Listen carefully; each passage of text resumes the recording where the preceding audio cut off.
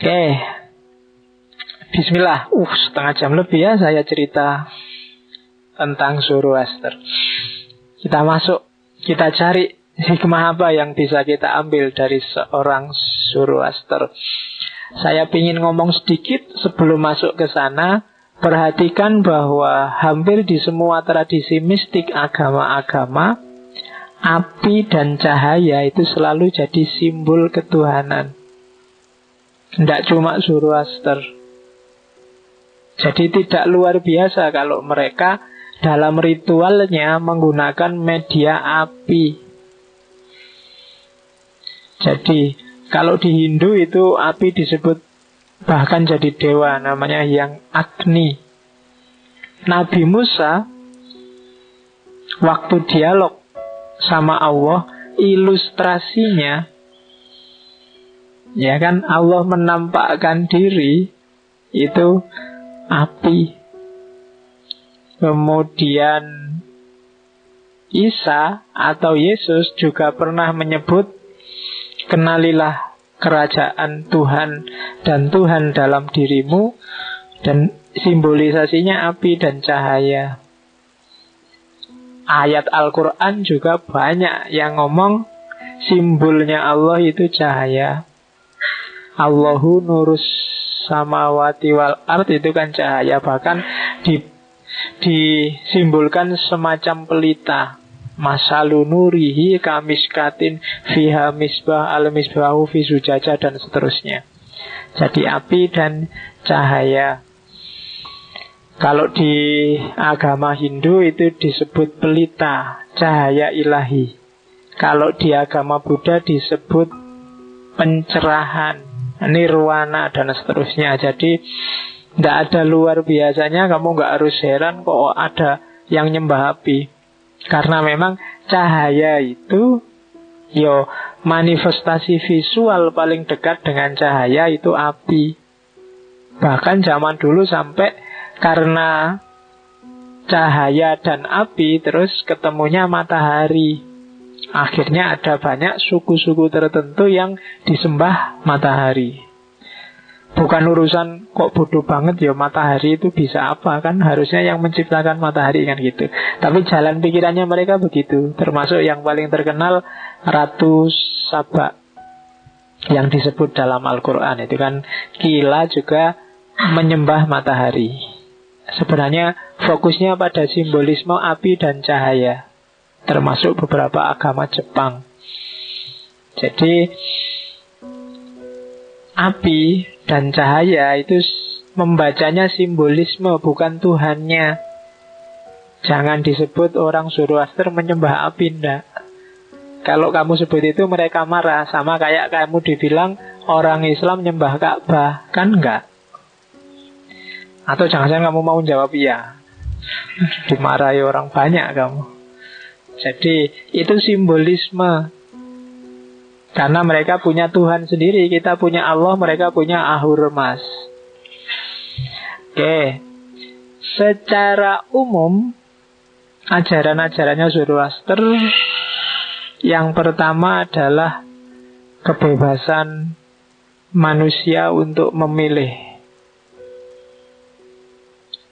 Bebas mikir, bebas milih. Jangan salah, ini maju sekian ribu abad. Hari ini masih banyak orang yang tidak percaya dengan kebebasan manusia. Tapi jauh sebelumnya Zoroaster sudah bilang bahwa hidup ini ada baik, ada buruk, ada gelap, ada terang, dan manusia silahkan milih. Ada kebebasan. Oke, jadi setiap orang bebas untuk milih. Silahkan. Kalau kamu baik, itu pilihanmu sendiri. Kalau kamu jelek, pilihanmu sendiri. Jangan mengkambing hitamkan Tuhan. Kan kita sering Tuhan jadi kambing hitam. Apa-apa, ya sudah takdirnya gini Pak, sudah nasnya kayak gini Pak. Itu mengkambing hitamkan Tuhan. Bahkan katanya orang Zoroaster, enggak, kita itu bebas kok. Kenapa kok nilaimu jelek? Ya karena kamu males, kan simple. Kamu kan gak bisa, lu males saya itu kan sudah takdirnya Allah Pak. Nggak iso ngono. Kalau ada Umar bin Khattab, kamu bisa dipukuli itu. Ya kan? Karena ada maling yang kecekel terus dia, loh kok saya ditangkap ini gimana? Saya maling ini kan sudah takdirnya Allah. Nah, terus Umar bin Khattab bilang, ya saya mukuli kamu juga takdirnya Allah. Jadi kamu bonyok semua juga takdirnya Allah. Oke, jadi gayanya orang Majusi, orang Zoroaster nanti menginspirasi beberapa kalangan di dunia Islam belakangan melahirkan kelompok namanya Qadariyah. Makanya ada hadis yang bagi beberapa kalangan hadis do'if. Ya, meskipun itu do'if kan berarti dibikin oleh ulama tertentu pada zamannya yang bilang Al-Qadariyah itu majusu hadhil ummah. Orang Qadariyah itu majusinya umat Islam. Maksudnya apa sih? Karena orang Qadariyah memfatwakan kebebasan manusia.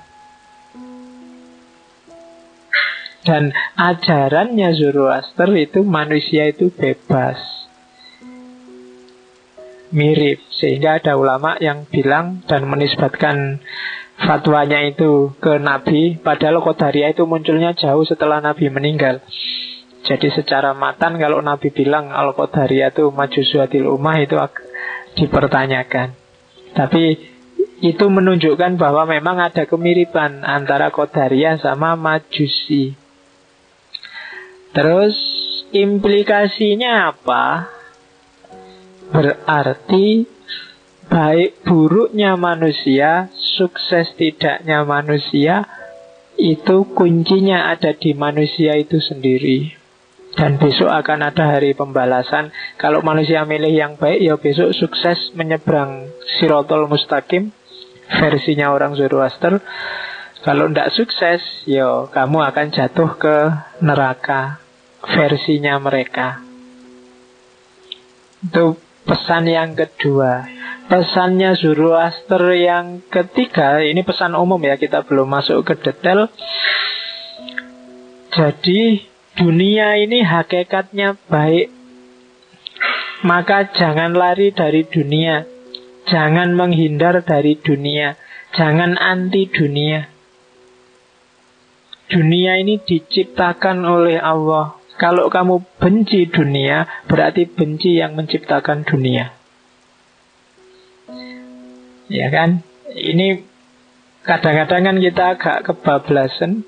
Yuk, jangan tergoda oleh dunia, tapi jangan benci oleh dunia. Tidak tergoda itu bukan berarti terus benci. Ini yang kadang-kadang kita salah paham.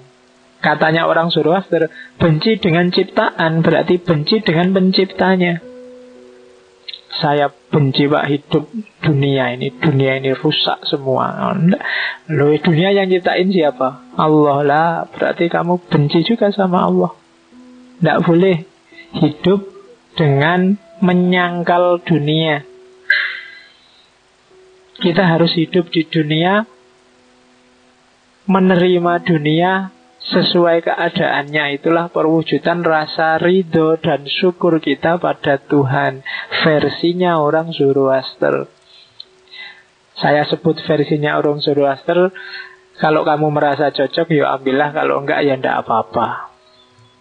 Karena kadang-kadang kalau di tradisi studi agama ini namanya passing out. Kita keluar sebentar dari kotak kita, kita menjelajahi kotak yang lain, nanti kembali ke kotak kita lagi dengan wawasan yang lebih baru dan segar. Itu namanya passing out. Tidak apa-apa, jangan takut. Wah, nanti belajar Zoroaster saya jadinya murtad pak, menganggap semua agama benar. Tidak akan nyampe ke sana, percayalah. Wong kamu belajar ateis Nietzsche kan nggak jadi ateis toh. Kalau urusan malas sholat ya aslinya memang ngono. Tidak ada hubungannya sama Nietzsche. Jadi hiduplah di dunia, terimalah dunia ini apa adanya, baik dan buruknya, ikhlaslah. Jangan menggugat yang bikin dunia. Katanya orang Zoroaster. Terus karena tadi manusia punya kuasa, punya kebebasan, ya kalau dunianya rusak, ya harus diperbaiki.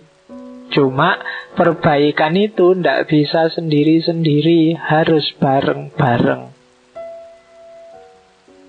Nggak mungkin 1-2 pencerahan itu. Kalau 1-2 efeknya ya hanya dimiliki oleh 1-2 orang. Harus bareng-bareng. Sejago apapun kiai, ulama, umarok, kalau umatnya, rakyatnya tidak ikut tercerahkan, tidak ikut jago juga, tidak akan terjadi perubahan. Kamu ganti presiden setahun 3 kali, tidak akan ngubah Indonesia kalau kamunya sendiri tidak ikut bareng-bareng ngubah Indonesia. Itu ajaran-ajaran pokoknya Zoroaster. Jadi ajaran sosialnya orang harus berubah bareng-bareng ke arah yang lebih baik. Ajarannya tentang realitas, realitas itu harus diterima, jangan ditolak, jangan melarikan diri dari dunia. Ajaran utamanya tentang manusia, manusia itu bebas, milih. Jadi pesan-pesan utamanya itu Zoroastrianisme, di luar liturginya, di luar ritual-ritualnya. Oke. Ini sahadatnya. Sahadatnya sangat bermoral, kaidah-kaidah moral. Saya tidak tahu bacanya gimana, aku tidak ngerti ya bahasa anunya, ngerti terjemahan itu. Ada huk mata sama huk ukta sama huk warsta. Mungkin huk itu artinya benar.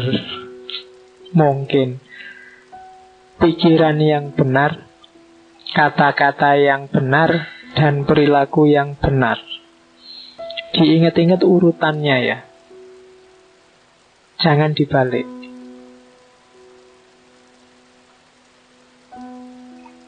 Hidupmu akan bagus, baik, sukses, beres. Pertama-tama pikiranmu harus beres dulu. Mikirmu harus benar dulu. Kalau mikirnya ndak jelas ya, omonganmu ndak jelas, perilakumu ndak jelas. Karena kata-kata dan perilaku itu buahnya pikiran. Jaga sebaik-baiknya. Jangan sampai pikiranmu itu mubadir, nyeleweng, ndak kepake. Eman-eman itu separuhnya bekalnya wahyu dari Allah itu kan 50-50. Ada yang tertulis Al-Quran, ada yang kauniyah. Yang kauniyah itu bacanya harus pakai akal. Nabi ketika disuruh Iqra itu Al-Quran belum jadi, belum ada. Iqra pasti pakai akal, baca realitas. Jadi pikiran yang benar, hukum mata. Maka kalau ada yang tanya, apa sih gunanya kamu ngaji filsafat itu? Latihan mikir yang benar. Kelihatannya simpel, tapi kunci nyawanya hidupmu ada di pikiran. Kalau fisikmu sakit, apa aja dari fisik yang sakit tidak akan merubah statusmu dari manusia. Tapi begitu akalmu yang sakit, status kemanusiaanmu dipertanyakan. Ya kan? Jadi mikir dulu yang benar. Kalau sudah mikir yang benar, baru kamu bisa ngomong yang benar. Kalau omonganmu sudah benar, perilakumu juga harus benar. Jadi konsisten tiga-tiganya. Kata-kata benar gak ada gunanya kalau perilaku gak benar. Kata-kata benar, pikiran gak benar, itu biasanya trik. Trik itu maksudnya ya acting. Kayak artis itu loh. Artis itu kan kelihatan bagus, mungkin kadang acting jadi wali, kadang acting jadi ulama, kadang acting jadi pejuang. Ya cuma acting. Dia cuma ngapalin skrip, menjalankan skenario-nya orang. Pikirannya gak jalan. Tidak diawali dari pikirannya sendiri. Maka hidup jangan terlalu banyak acting. Jadi dirimu sendiri, mikir yang benar, ngomong dan berperilaku yang benar, yang otentik versimu. Wong kamu bukan apa-apa kan, tidak butuh pencitraan macam-macam. Jangan gampang terpengaruh. Karena sekarang kan banyak orang pingin dicitrakan jadi anak baik, pingin dicitrakan jadi anak gaul, pingin dicitrakan. Ketika pingin dicitrakan itu biasanya tidak otentik kamu lagi. Jadi yang otentik, mikir sendiri mana yang baik, yang pas menurut kamu. Oke, kamu boleh punya jenggot, boleh nggak jenggoten, asal pilihanmu sendiri. Nggak ada sini yang jenggoten ya. Nggak ada, nggak apa-apa. Jenggot itu kan nggak wajib. Oke, ada sedikit-sedikit tapi tidak ada yang banyak. Karena memang gen kita itu ras mongoloid itu memang tidak gampang keluar jenggotnya. Beda sama yang daerah timur tengahan sana. Evolusi kita sudah lebih sempurna. Oke, orang ini. Oke. Jangan nunggu nanti yang jenggotan kamu sebut. Wah, evolusinya belum tuntas ini. Oke, kita lanjutkan lagi. Tidak apa-apa kan ada. Ini jenggot kita kan masih eceran satu-satu, nggak banyak. Kapan-kapan kalau punya jenggot ya jangan beli eceran lah, sak selop langsung yang biar. Oke, dilanjutkan. Oke, Tuhannya Ahurmas. Ahurmas itu bukan nama, sifat sebenarnya.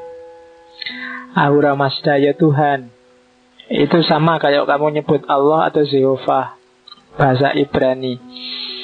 Ahu itu yang hidup, Ra itu yang menganugerahkan. Jadi yang maha memberi, yang maha hidup. Mazda itu dari bahasa Sanskerta. Meskipun sekarang dipakai nama mobil itu ya, Mazda. Dari bahasa Sanskerta Mahada. Jadi maha itu agung, da itu pemberi. Di Indonesia istilah maha kan diserap untuk semua sifat-sifat Tuhan.